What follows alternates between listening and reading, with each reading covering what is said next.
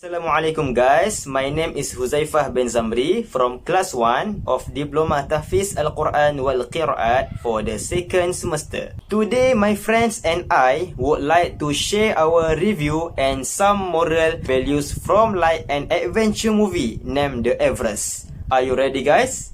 Let's start it.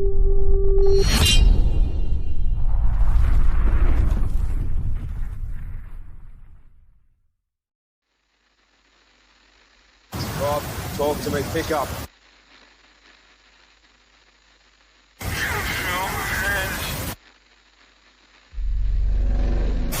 Come on, mate. Come on.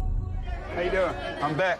Doug Hansen. What do you do when you're not climbing, Doug? I deliver the mail. First mailman on Everest? Hope so. I like that. I know there's a lot of mountaineering experience in this room. You wouldn't be here without it. But Everest is the most dangerous place on Earth. Bodies will be literally dying. So the game is, can we get you up to the top, down to the bottom, before that happens?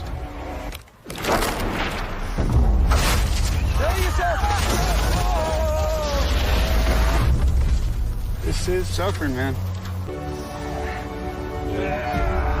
Rob the base. Rob, where are you? I'm on the top of Everest, help. Rob, pick up, mate.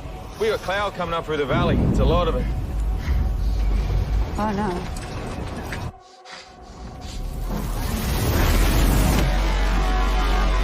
We got people stranded up there and storm is getting worse.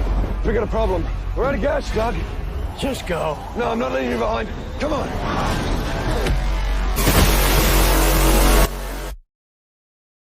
Hello guys, anyone seen the movie The Everest?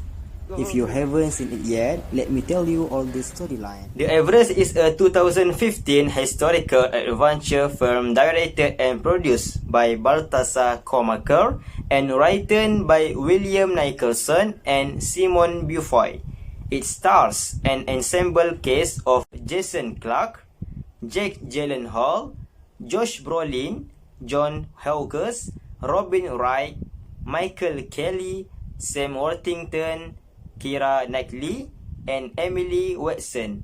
It is based on the real events of the 1996 Mount Everest disaster and focuses on the survival attempts of two expedition groups, one led by Rob Hall Clark and the other by Scott Fisher Gyllenhaal.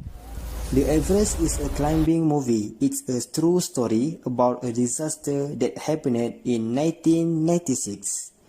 The history of Mount Everest. Edmund Hillary and Tenzing Norgay were the first climbers to reach the summit of Everest in 1953. Over the next 40 years, 1 in 4 climbers died. In 1992, Rob Hall created a commercial driving agent called Adventure Consultants and successfully led 19 clients to summit without a single fatality. In 1996, more than 20 expeditions compete to summit Everest in the same 2-week window, including Scott Fisher's Mountain Madness. And here is their story. Rob Hall and clients were already at an altitude of 2,000 feet and will head to the fourth camp. They begin to the climb in the middle of a very strong wind. 6 weeks before the expedition, Rob Hall and his group made preparations. They know that the climb this time will be quite dense, as there are 20 other expeditions will follow the climb. Rob says an outside magazine editor named John will follow and write a commercial expedition trip with them. Then came Rob's pregnant wife named Jen to accompany her husband before leaving. Some clients from Adventure Consultants have arrived in Nepal. They are Beck, Doc, and John. They arrived at the inn and Rob introduced himself. Rob provided some information about the Everest, especially the dead zone on it, where later they will pass through the southern valley and their body will begin to die due to very extreme temperatures. And also, Rob's job was to bring them all to the top and send them back down safely. Rob plans to reach the summit on May 10, where the weather was expected to be stable.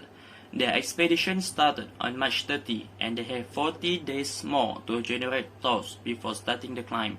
They left from their inn and finally arrived at the small town of Lukla, which is at an altitude of 2,860 meters above the sea level. They continued their journey across the suspension bridge and finally arrived at Namchi Bazaar at an altitude of 3,750 meters above the sea level. Rob had a chance to talk to Doc and said that this time he would take Doc to the top because previously Doc had never reached the top because of the bad weather. Beck is a bit arrogant because he is very confident of reaching the top, even though he does not yet know how violent Mount Everest is. On his way to Everest base camp, Beck saw someone being strapped with oxygen. Also seen were some large blocks of ice, showing to them the cold of the highest mountain in the world. They arrived at the Everest base camp with a height of 5,364 meters. Alan, as the manager of the camp adventure consultant, greeted them and introduced Ang Dorji, who is the local guide there. Rob saw one of the new expedition introducing how to put shoes on his client. Rob also had a chance to meet Scott, who is the owner of the Mountain Madness expedition, who is not wearing clothes. Next, a team of doctors named Caroline gave a briefing on the importance of oxygen to reach the summit of Everest with very thin air. So, over the next month, all clients will go through 3 stages of climbing, namely Camp 1, Camp 2, and Camp 3. In the climb later, they have to pass the icefall area, where they will go through it in the morning, so that the icefall is safer and not easy to move. They also have to go through many perforated gaps by climbing stairs, and in this icefall there have been 19 people killed. They reached the first camp, which an altitude of 5,944 meters, and resumed their journey. They should also be more alert to the symptom of cerebral hypertension that can lead to loss of function and can lead to death, as well as a lung filled with flu. If that happens, those people must be brought down immediately.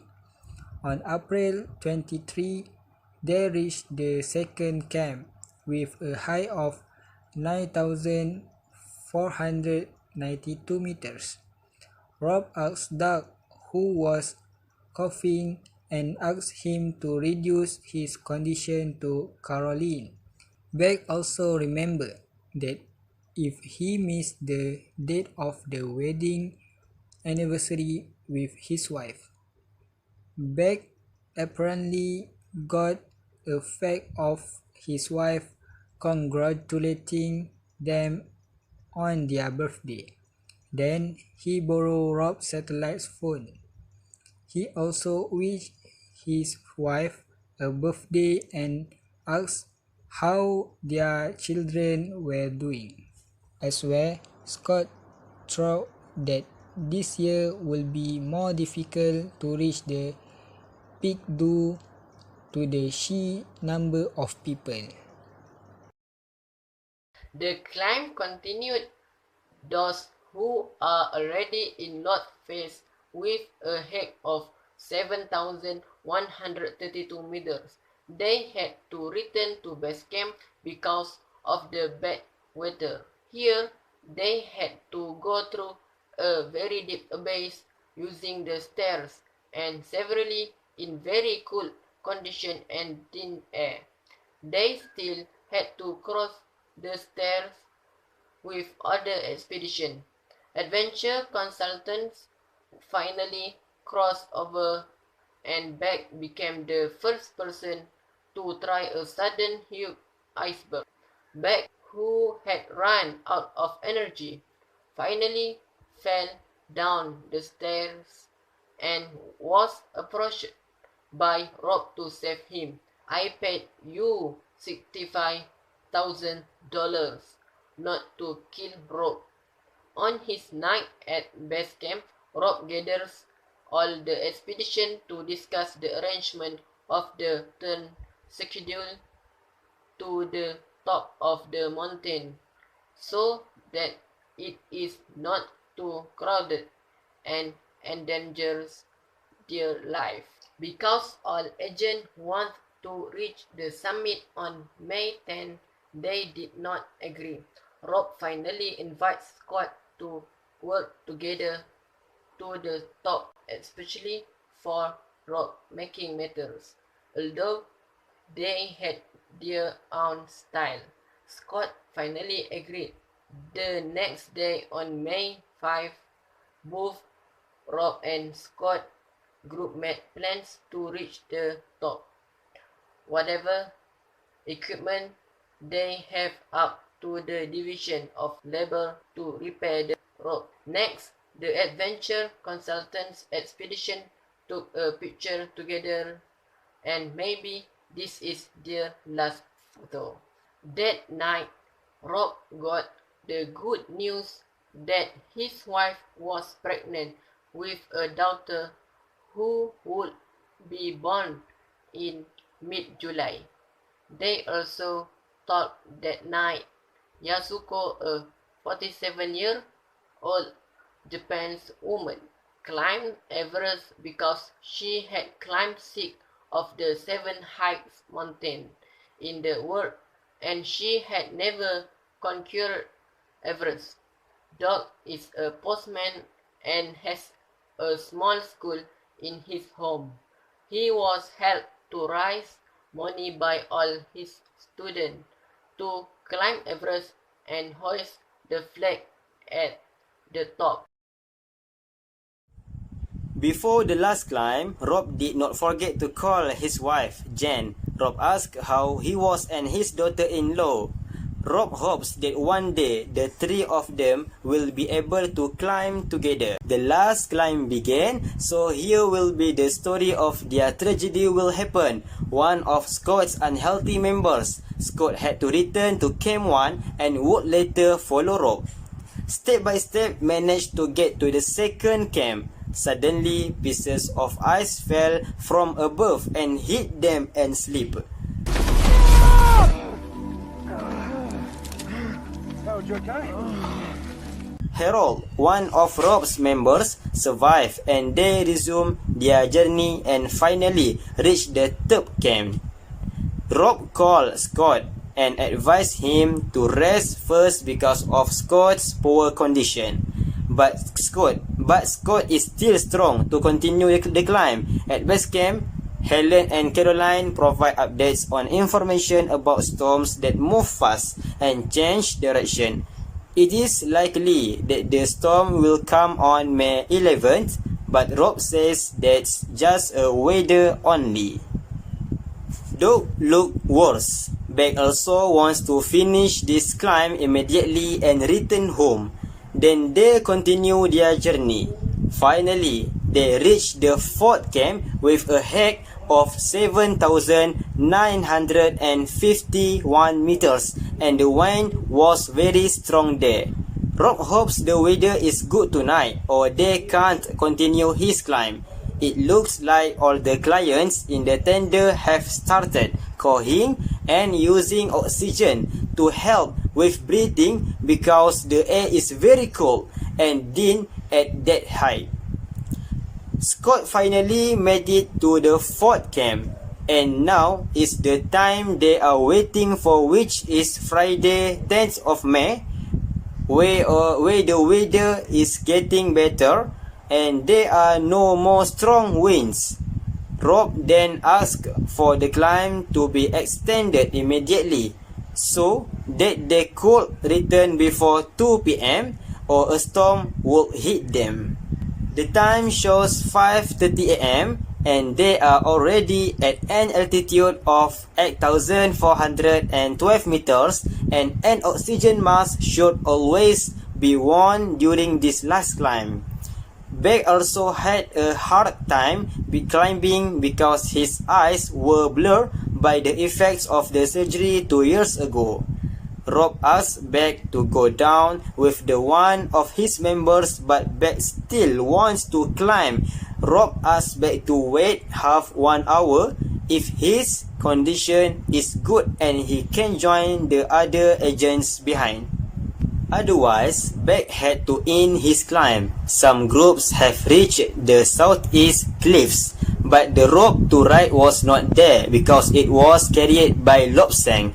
One of Scott's members was still left behind, so they have to install a new rope. Imagine standing on the edge of this abyss with snow and cold winds, and that weak body condition is terrifying.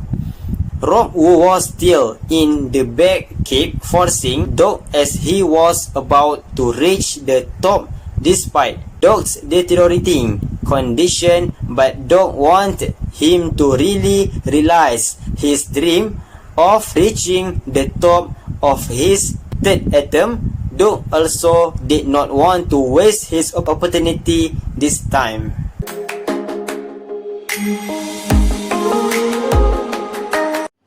This movie inspiring me whenever they facing real crisis while climbing the Mount Everest.